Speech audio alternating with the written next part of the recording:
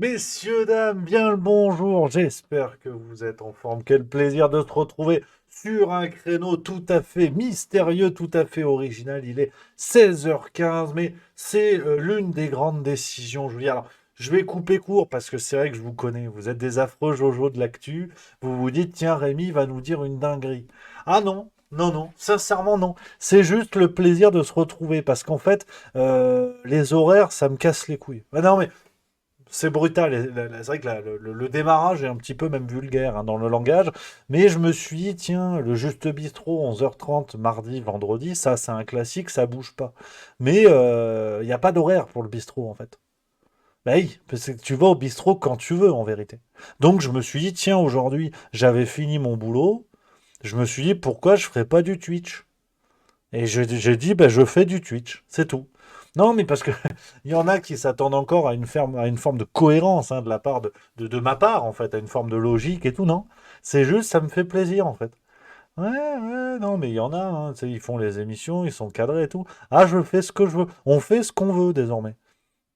Ah, l'équipe juste mieux, on vise la Lune. Donc, on vise Mars, Jupiter. Donc, il n'y a pas d'heure pour le plaisir. Voilà, c'est tout. Donc, j'avais envie de faire Twitch, je fais Twitch. Puis, s'il y a des esprits chagrins qui sont là et qui veulent pas, ben, ils ont le droit. C'est la démocratie. Donc, voilà, bonjour à tous, les amis. Très heureux de vous retrouver sur un format curieux. J'avais envie de papoter. On se retrouve aujourd'hui, voilà, 16h15, le plaisir. Bien sûr, demain, c'est juste bistrot normal, hein. Mardi, vendredi, ça bouge pas, mais il y a des petits juste bistrot plaisir qui vont arriver comme ça. Ça me plaît. Ça me plaît. Voilà, le juste salon de thé, le juste goûter. Vous trouvez ce que vous voulez. Vous trouvez ce que vous voulez. J'ai même pris un café, tu vois. Hmm. J'ai même pris un café. Alors, naturellement, je fais pas ça non plus pour le plaisir de vous dire que c'était pas prévu, ça, il y a de l'actualité, mais vous vous en doutez bien. On va parler d'actualité, on va voilà, picorer un petit peu comme au goûter ce qui se passe. On va revenir sur l'affaire Lola, hein. J'ai envie de quand même revenir là-dessus parce que il y a eu un élément extrêmement troublant et curieux qui s'est passé. On va parler un petit peu de la Coupe du Monde avec la surprise. La surprise que je vous ai réservée. Ça, c'est une idée saugrenue. J'ai eu l'idée à 8h34, ça a été validé en Conseil des ministres à 8h37 avec Edouard. On a tout peaufiné, on a tout mis, on a l'accord officiel de Marie également, enfin toute l'équipe est OK. C'est une idée saugrenue.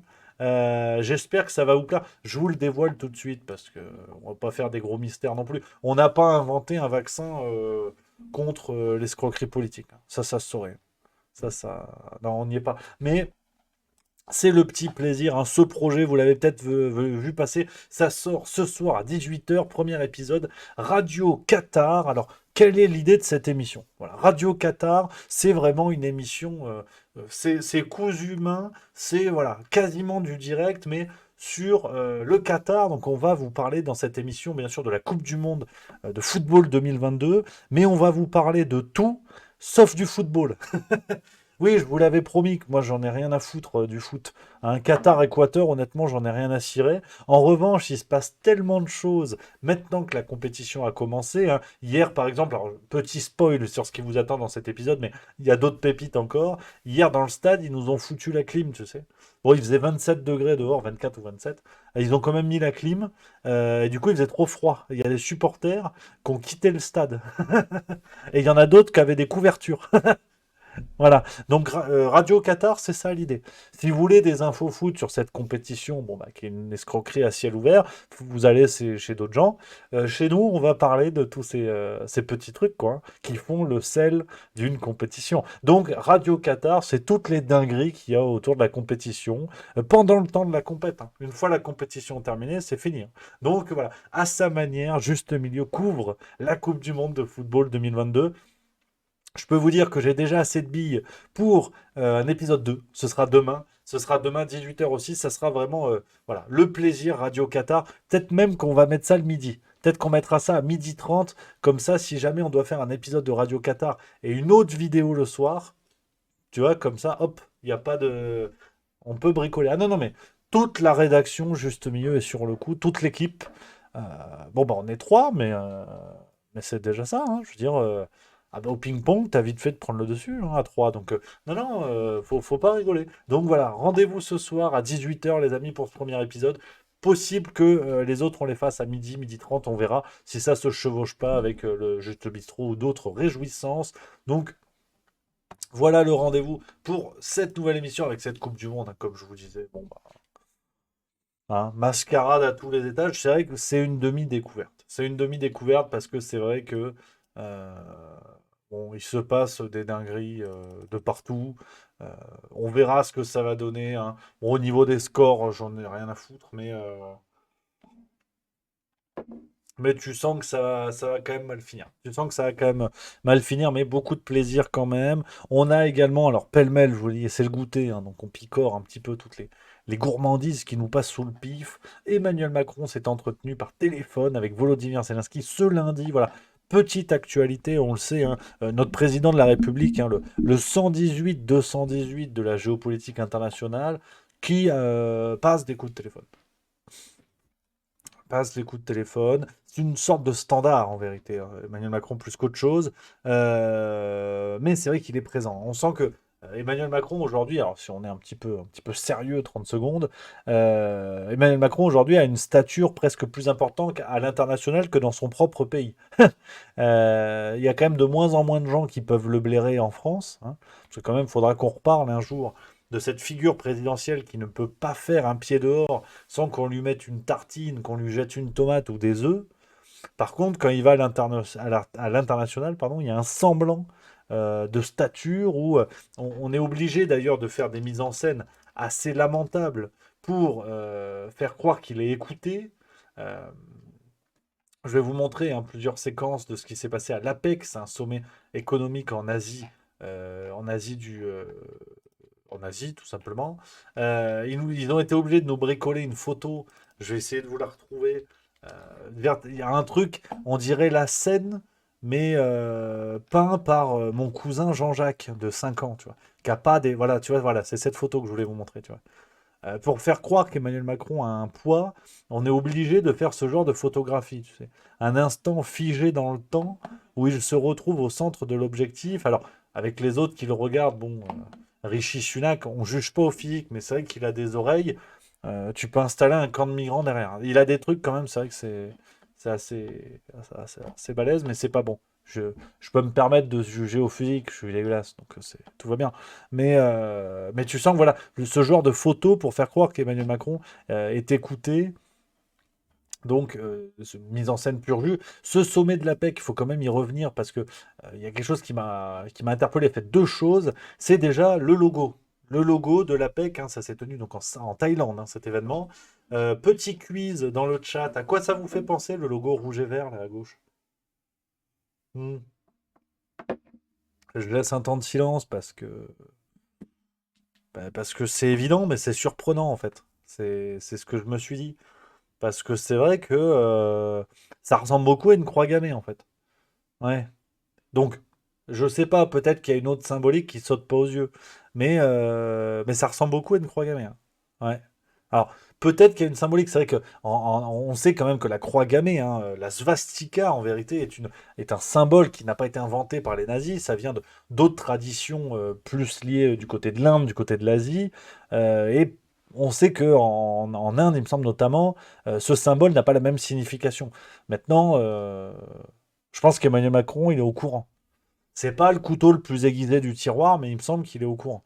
Mais c'est vrai que voilà, il y a 16 d'elle prudent, hein, juste mieux, qui dit à l'envers, ça doit avoir une autre signification. Ça, c'est possible. Puis mettre les choses à l'envers, Emmanuel Macron, c'est son truc. Donc, effectivement. Mais je voulais quand même vous le rappeler. Et puis, outre cela, il y a eu cette déclaration d'Emmanuel Macron. Alors, dans un anglais qui s'enraye, hein. Au départ, moi, je pensais que il était bon en anglais. Plus ça va, plus il a l'air claqué au sol. Mais bon, c'est pas moi qui vais faire des leçons encore là-dessus. Mais regardez, donc je vous passe un extrait toujours dans ce sommet de l'APEC. C'était entre le 19 et le 20 novembre, hein, il y a vraiment peu de temps. Euh, regardez ce que dit Emmanuel Macron. Alors, faites pas attention à la métaphore, j'ai pas compris honnêtement, hein.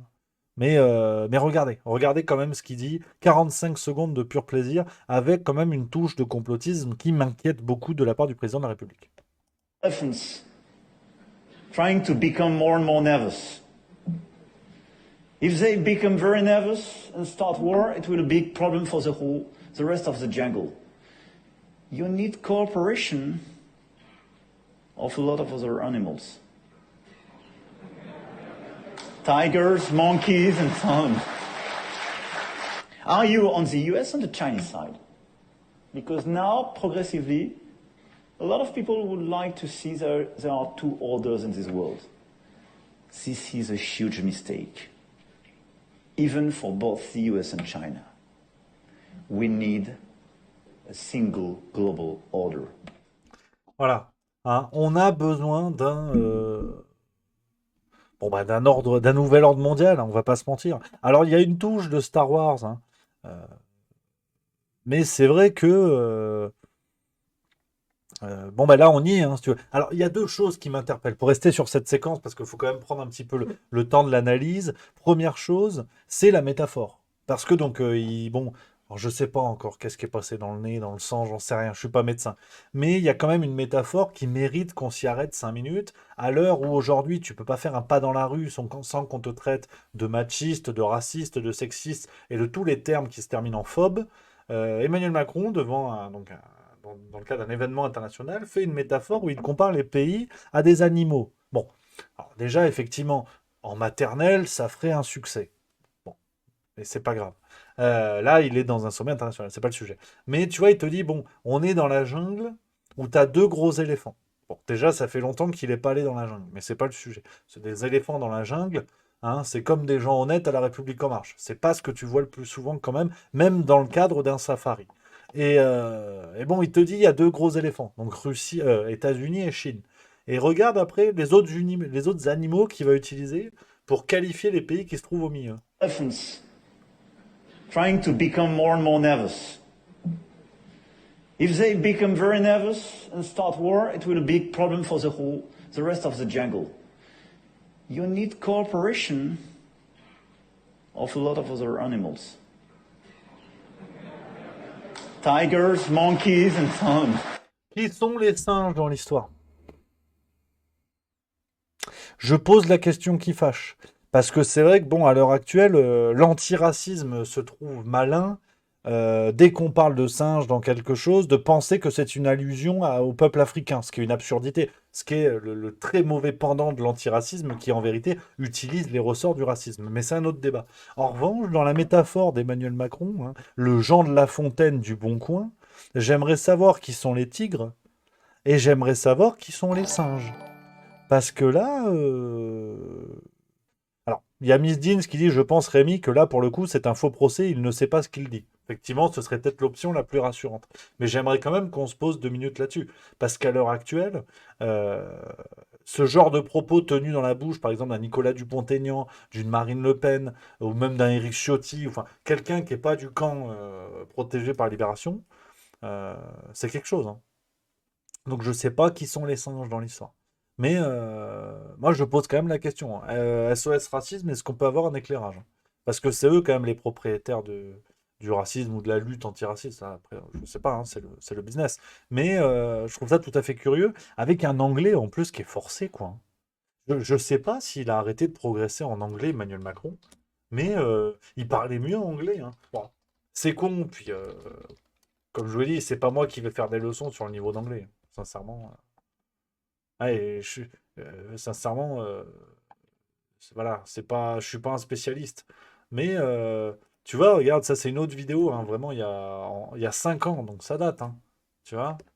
People today at the very first perspective, we are now in a new perspective, in a new economy of competitiveness, innovation, super talents. So we have to reform the country in order to succeed in such an environment. Ah, tu vois, c'est quand même plus fluide. Alors, serait-il une ordure au point de tenter de manipuler son opinion en trichant sur ses accents? Ça, c'est possible aussi. Hein. Ça, c'est possible aussi. Je ne sais pas. Enfin, bon, bref. Hein, c'est pas non plus un cours de LV2, donc je vais pas vous. Hein, on va pas analyser tous les discours en anglais d'Emmanuel Macron. Mais voilà, cette première métaphore sur les singes que je trouve quand même un petit peu surprenante. Hein, apparemment, ça ne choque que moi. Et la deuxième, quand même, hein, la phrase marquante de la fin, je vous la remets pour le plaisir. Even for both the US and China, we need a single global order. Voilà, hein. Normalement, tu dis ça quand t'es Palpatine dans Star Wars. Tu dis pas ça quand tu es président de la France.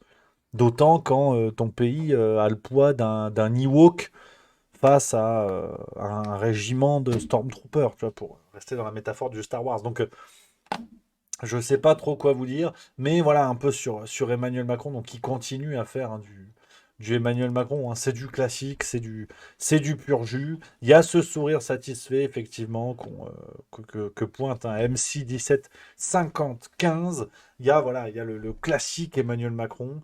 Maintenant, on verra, hein. Maintenant, on verra ce qui peut se passer. Sinon, on continue à promener un petit peu ensemble euh, sur Twitter, hein. Sur Twitter, on commente un peu les actus, tu vois, c'est plus détendu. Alors, pour revenir, effectivement, parce que cette phrase, je suis passé un peu vite, mais euh, Miss Dean, ce qui dit, mais le nouvel ordre mondial, c'est pas considéré comme une thèse complotiste. Alors, sur le papier, si. C'est là où, là encore, c'est pas évident. Quand ça émane de certaines orientations politiques, euh, c'est complotiste.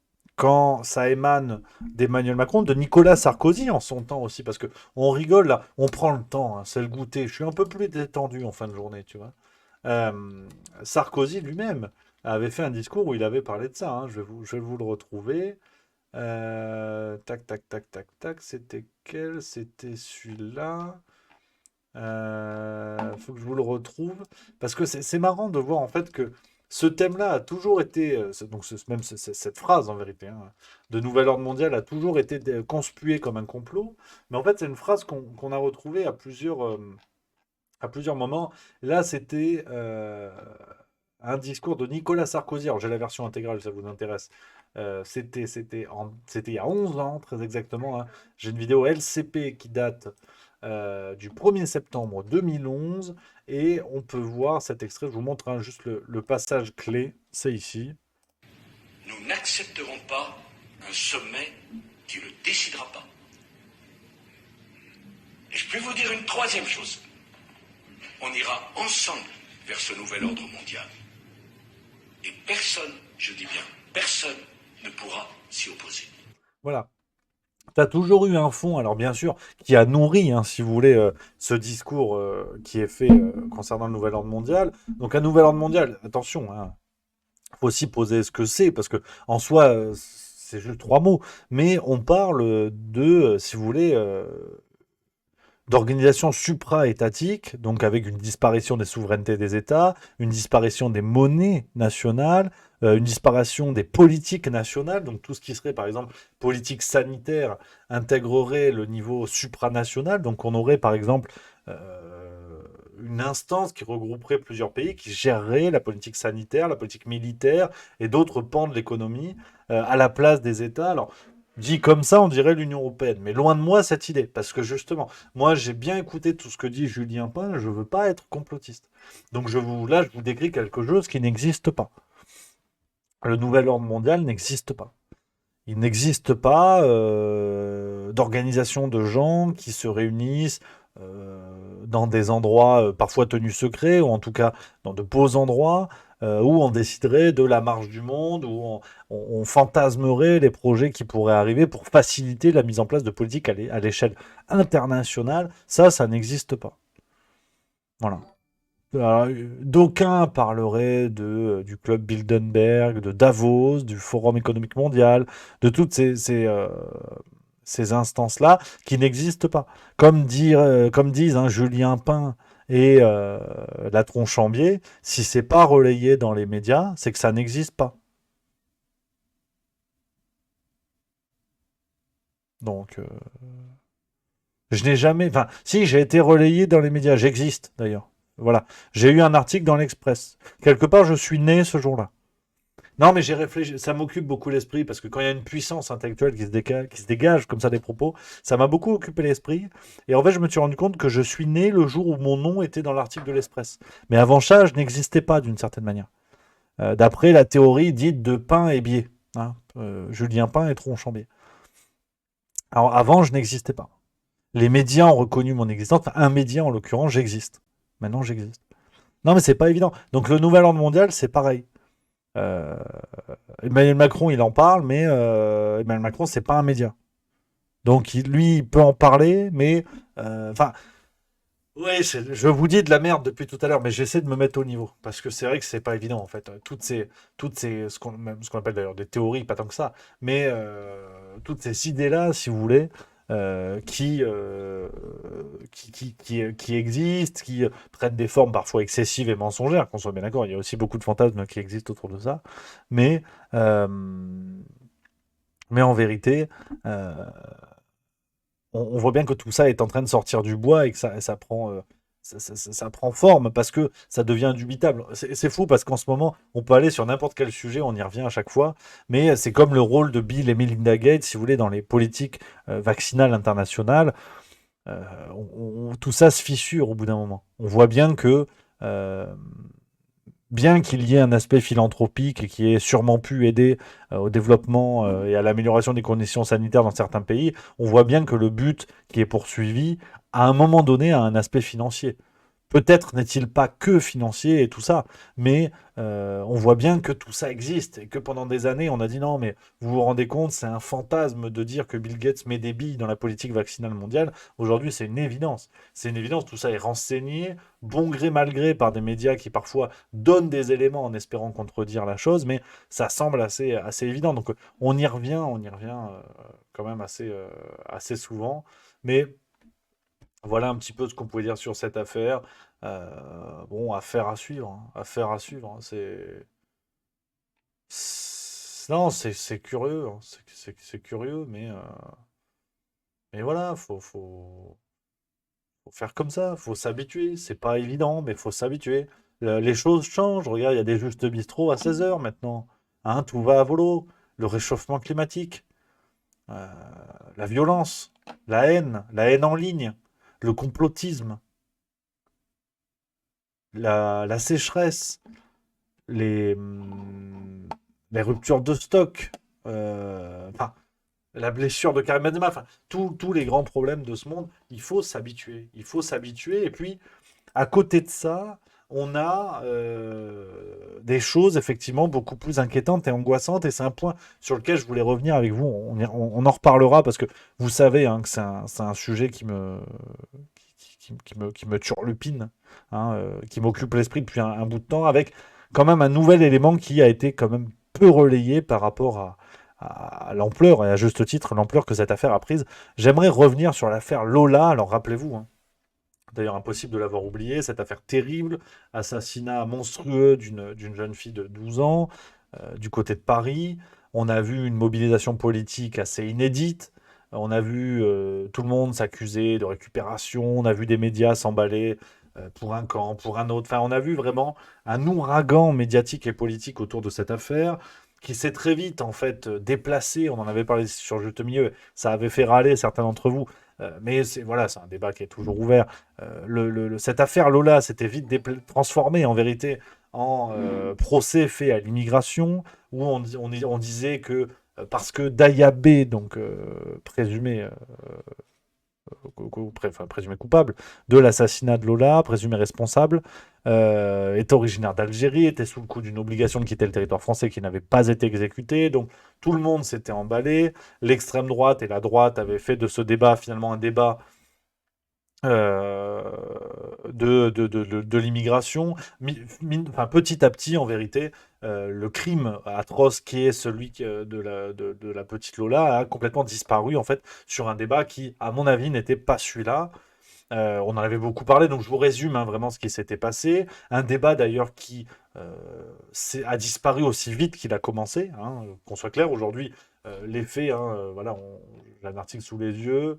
Les faits ont commencé le 14 octobre, donc il y a un tout petit peu plus d'un mois, et aujourd'hui, le sujet a complètement disparu, euh, sauf cet article du 16 novembre, et je voulais revenir avec vous là-dessus, parce que très vite, et voilà, c'était un peu la ligne que j'essayais de défendre sur Juste Milieu, mais on en papotait, vous connaissez la maison, c'était de dire que pour moi, il y avait eu un véritable écran de fumée qui avait été construit avec cette question euh, d'immigration, hein. On faisait en fait de ce drame un drame lié à l'immigration, alors que si l'assassin ou l'assassine, je ne sais pas comment on dit en écriture inclusive, avait été une Bretonne, on n'aurait pas fait de tous les Bretons des serial killers en puissance ou des pédocriminels en puissance. Et donc, cette affaire aurait été tout aussi grave et que l'immigration était un pan du problème, mais pas le problème principal de ce drame pédocriminel comme il en arrive trop.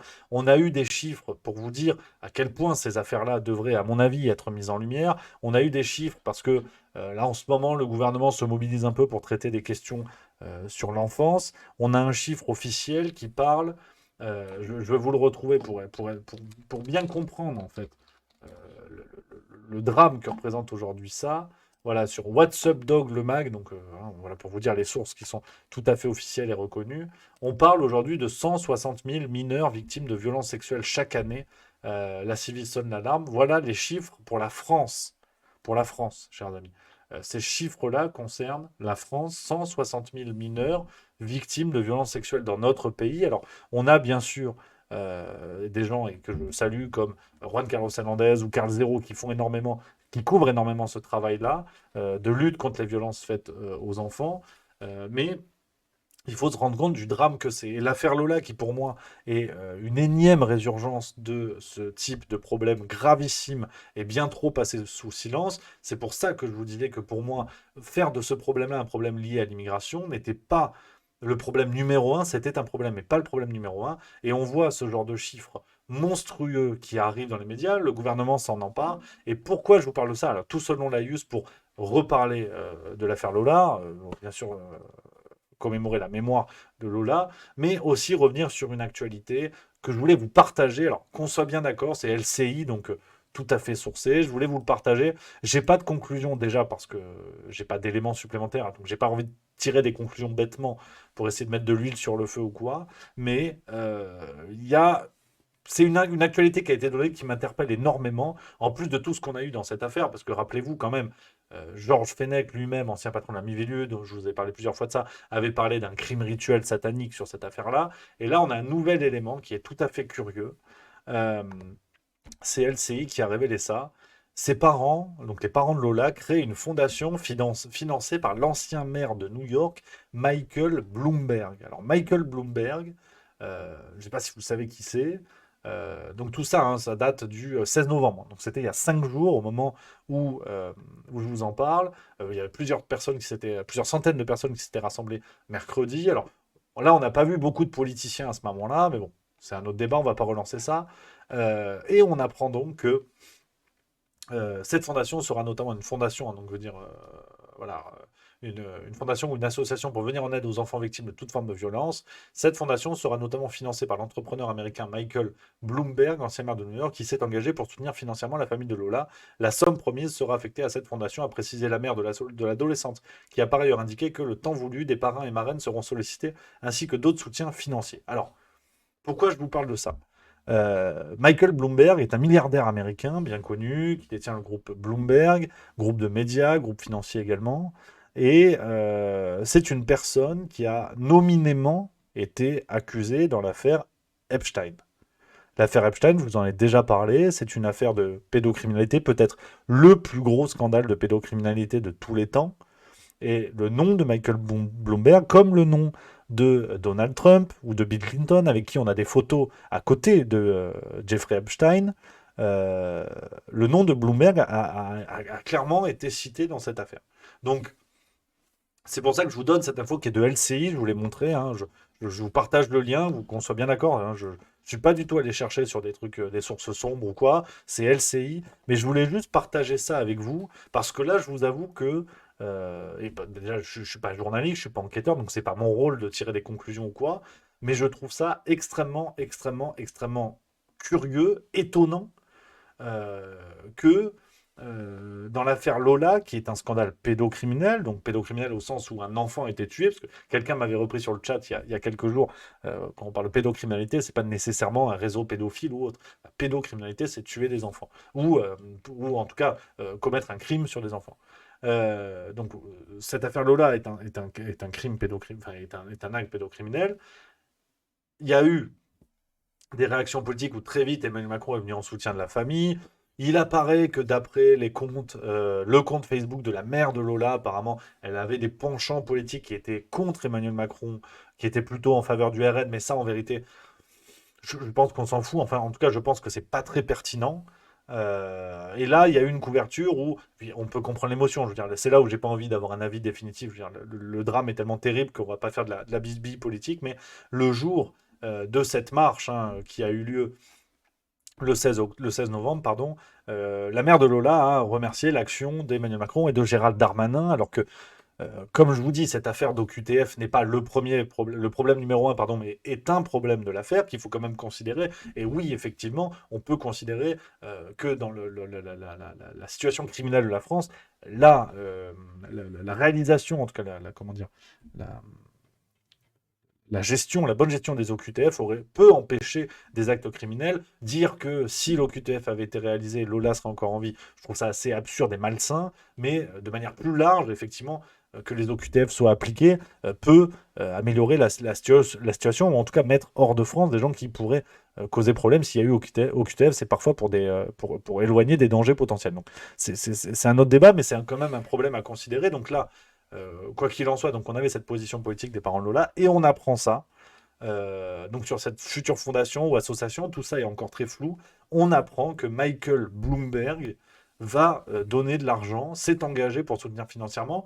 Il y a des vidéos, une vidéo qui a été diffusée sur CNews où on entend la mère de Lola dire cela, donc tout ça est bien officiel.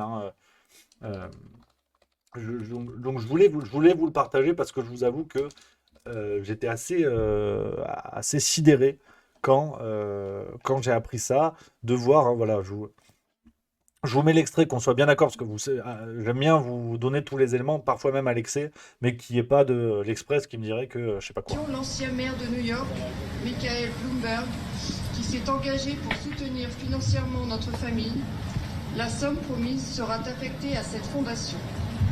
Le temps voulu, nous reviendrons vers vous pour solliciter des parrains et des marraines et d'autres soutiens financiers. Voilà, c'est exactement ce que je vais vous lire, mais ce que je vous ai lu, pardon, mais je voulais vous montrer la preuve, enfin la vidéo qui a été diffusée sur CNews. Donc, je vous avoue que je suis tout à fait étonné de voir le nom de Michael Bloomberg dans ce genre d'affaires.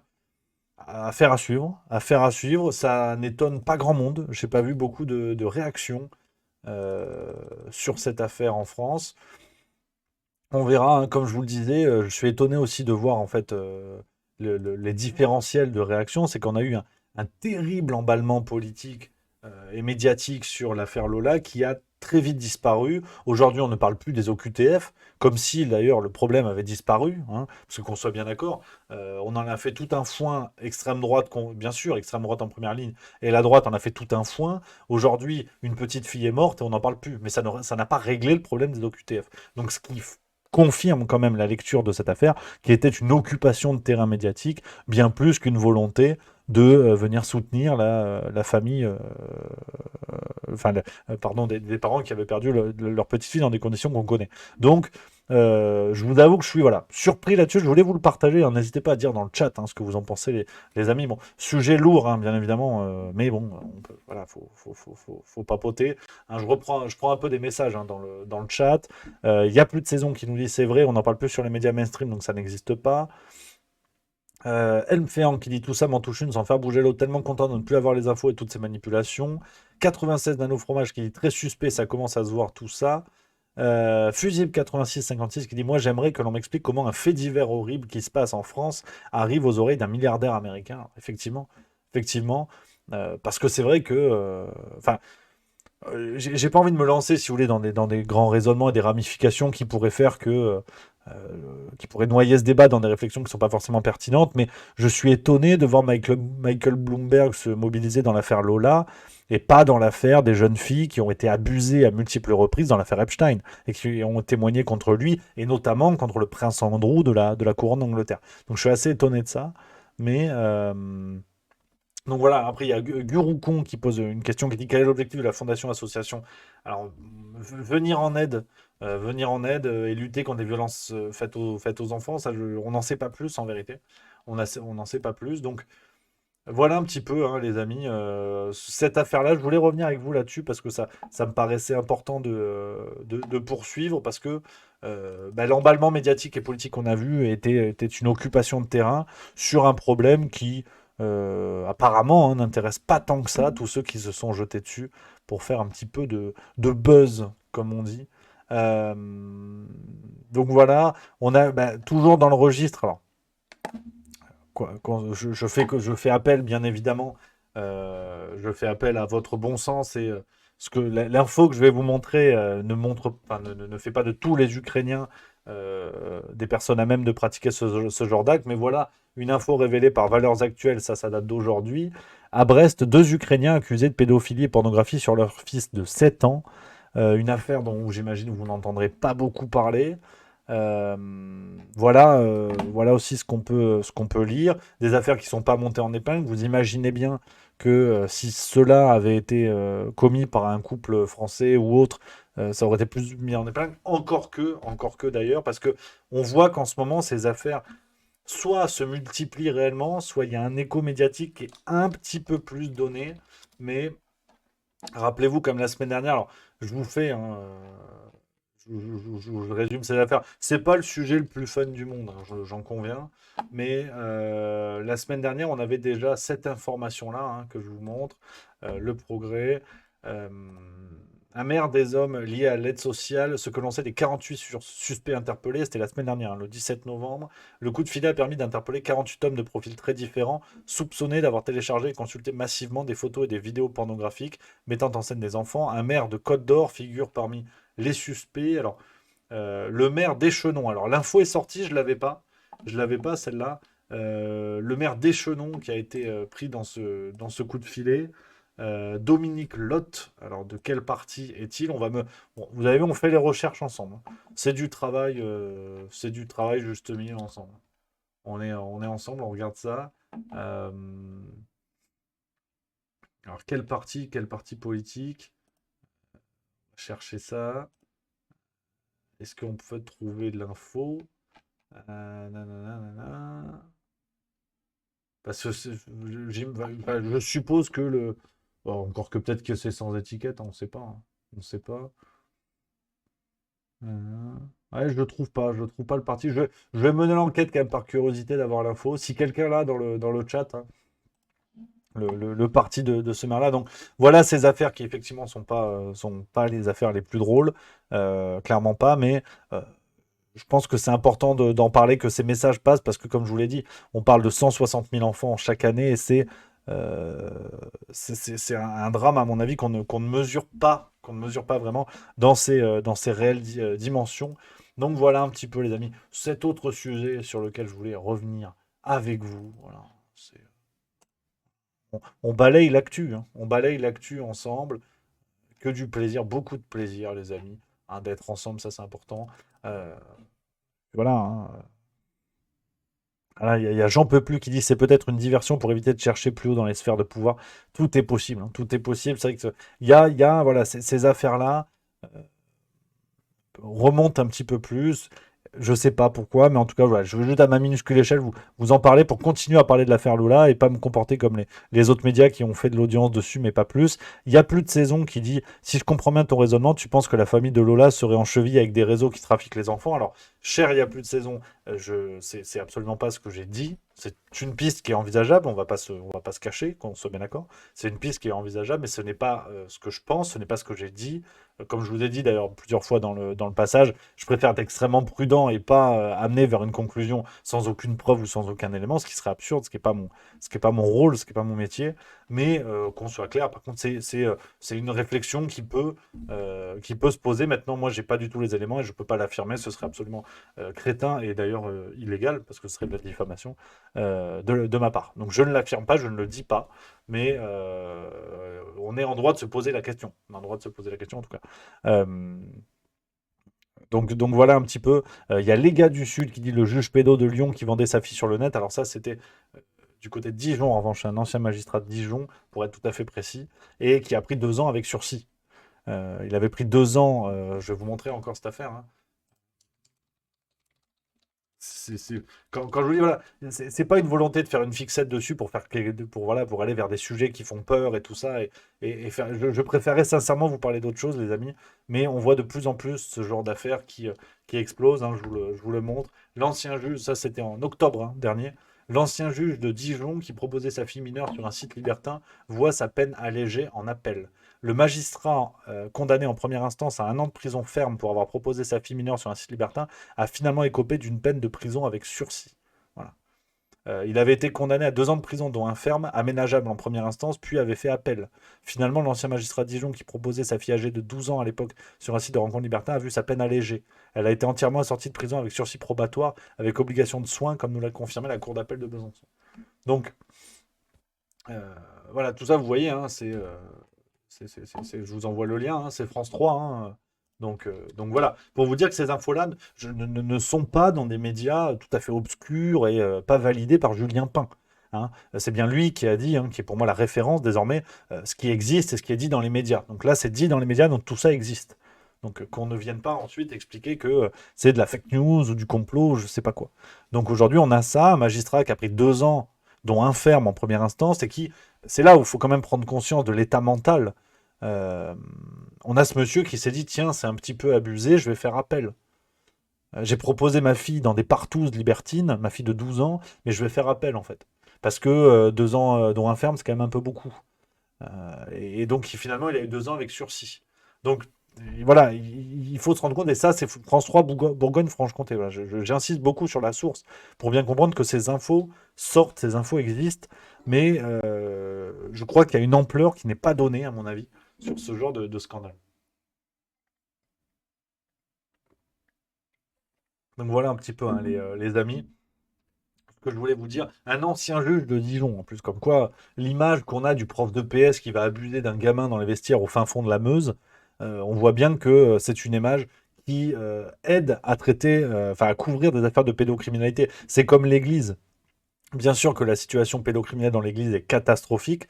Il y a eu des abus, pardon, pendant des dizaines et des dizaines d'années, mais c'est très clairement l'arbre qui cache la forêt. Et pendant qu'on en met plein la gueule à l'Église, à juste titre, on ne va pas chercher dans ces sphères-là d'anciens juges, d'anciens magistrats, de stars de la télé.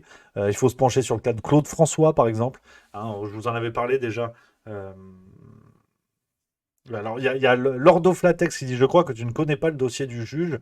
Alors effectivement, hein, mais si tu as plus d'éléments, n'hésite pas à nous les donner. Hein.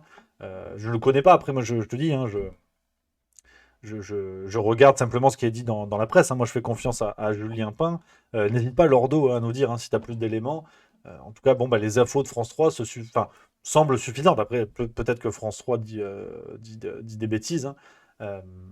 Mais donc voilà, hein, ce que je voulais vous dire. Donc pour revenir sur l'église, parce qu'il y a l'ami Lordo, Lordo Flatex qui m'interpelle, parce que c'est vrai que si tu as plus d'éléments, n'hésite pas, hein, à corriger ce que dit François, parce que c'est pas moi qui invente tout ça. Mais je pense voilà, vraiment que ces affaires telles que c'est présenté, alors enfin, contre l'Église, très clairement, facilite, on va dire, et couvre beaucoup de choses. Sur Claude François, il y a un livre dont je voulais vous parler. J'en avais parlé la dernière fois. Je vais vous le montrer. Je le retrouve. Hein. C'est du direct. Hein. C'est du direct live. C'est un ouvrage extrêmement intéressant. Extrêmement intéressant. Je vous montre. Hein. Je vous en avais parlé déjà. Je fais une pub incroyable.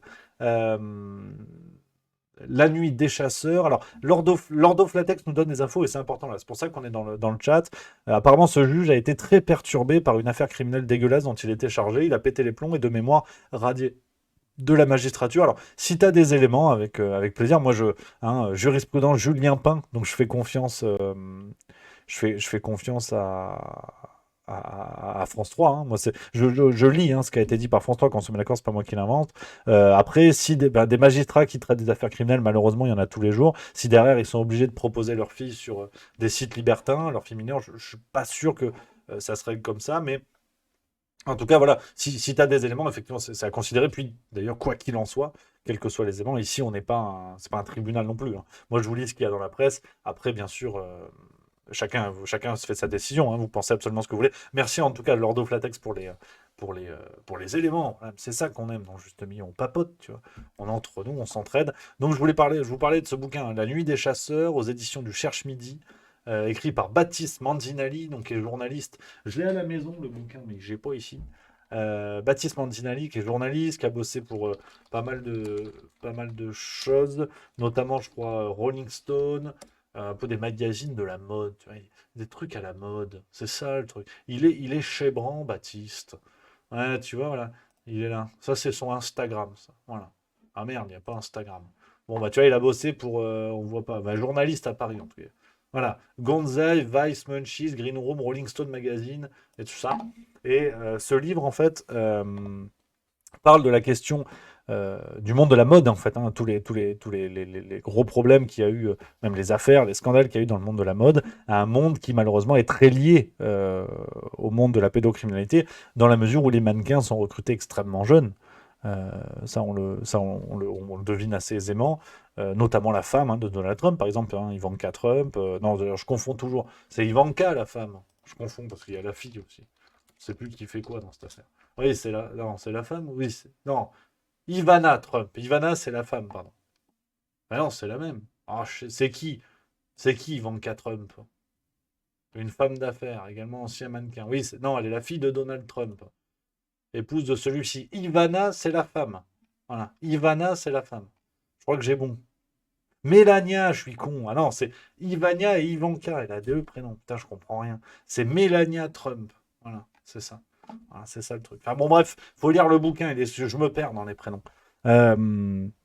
Donc, on comprend tous ces embriquements qu'il y a entre le monde de la mode et le monde de la pédocriminalité, et aussi le rôle de Claude François, on en reviendra, et puis, de toute façon, regardez le travail de Carl Zero. Hein. Moi, je vous résume ce que je peux vous lire ailleurs. Claude François, qui avait fondé une agence de mannequins. Tu vois, je vais te montrer, tu as un article de Pure Trend, donc tu sais, les trucs gossip à la con. Hein. C'est pas moi. Hein. Claude François avait un fait pour les jolies filles, et il a d'ailleurs fondé son agence de mannequins et racheté la revue de charme Absolue. Tu vois, Claude François, voilà, tu vois, hop. Et en fait, dans cette revue, on apprend que des photos étaient prises de mannequins qui n'étaient pas toujours très majeurs, quoi. Et on sait que Claude François avait clairement un penchant pour les filles mineures. C'est un peu un secret de Polichinelle, ça l'était en tout cas dans le tout Paris. Et on retrouvait autour de lui un certain Jean-Luc Brunel qui a très clairement mouillé dans le scandale de l'affaire Epstein et est mort en prison. Bon, suicidé, on ne sait pas trop comment. Donc voilà un petit peu. Hein, on parle beaucoup de ce sujet-là aujourd'hui, mais on y reviendra en tout cas, les amis. J'espère hein, un jour, pourquoi pas, recevoir Carl Zero sur la chaîne. Ce serait vraiment beaucoup de plaisir, un grand intérêt, bien sûr. Donc voilà un petit peu, les amis, hein, ce que je voulais vous dire sur ce Juste Bistrot, absolument pas prévu, mais le plaisir, tu vois, le plaisir. La journée est finie, on papote. J'espère que ça vous a plu. Ça viendra surprise, comme ça, à la surprise. J'essaierai de vous prévenir un petit peu avant, mais voilà un petit peu. Voilà. J'espère que ça vous a plu, les amis. Ce Juste Bistrot imprévu, un juste imprévu quelque part. Ouais, ça change, tu vois. Faut savoir se faire plaisir dans la vie. Parce que sinon, il nous reste quoi hein au bout d'un moment, tu vois, il faut savoir se faire plaisir, voilà, c'est tout, je le dis, bon, c'est tout. Hein. Et apparemment, le compteur est toujours bloqué, hein. Ça c'est fou, hein. Tu vois? Ouais, Edouard, il m'avait dit, faut cliquer un truc, je sais pas. Je sais pas où faut cliquer, je comprends rien. Donation, goal, tu vois. J'ai les trucs hein, sur le logiciel, je pense que potentiellement, ça peut se mettre à jour tout seul. T'imagines bien que j'en ai aucune idée comment on fait. Hein. C'est complètement dingue. Non, mais c'est le compteur à 319, là, je sais pas. Mais en tout cas, voilà, les amis, je voulais faire voilà, un petit juste goûter ensemble à 1 heure, on papote, on bricole ensemble, voilà, les petites choses, des petits trucs sympas. Puis voilà, on aime ça, c'est tout ce que je voulais vous dire, les amis. Donc, qu'est-ce qui se passe? On va gentiment finir comme ça. Rendez-vous à 18h. Rendez-vous à 18h pour le premier épisode, hein, le premier numéro de Radio Qatar, je vous l'ai dit. C'est la nouvelle émission. Juste Milieu couvre la Coupe du Monde, mais comme on n'en a rien à foutre, on parle de tout sauf de foot. Tous les scandales qu'il y a autour. Je vous mets le lien. Rendez-vous à 18h. Si demain, j'arrive à boucler ça, et normalement ça sera le cas, j'arriverai à boucler le deuxième numéro avant le Juste Bistrot, vous l'aurez en exclusivité. C'est promis, c'est cadeau, c'est signé. En exclusivité, vous aurez l'épisode 2 Parce que voilà, je fais ce que je veux, c'est tout. Je l'ai dit, hein. Je l'ai dit. Donc voilà, les amis, voilà, ça c'est le rendez-vous. Donc demain, on se retrouve pour le Juste Bistrot à 11h30, vous le savez.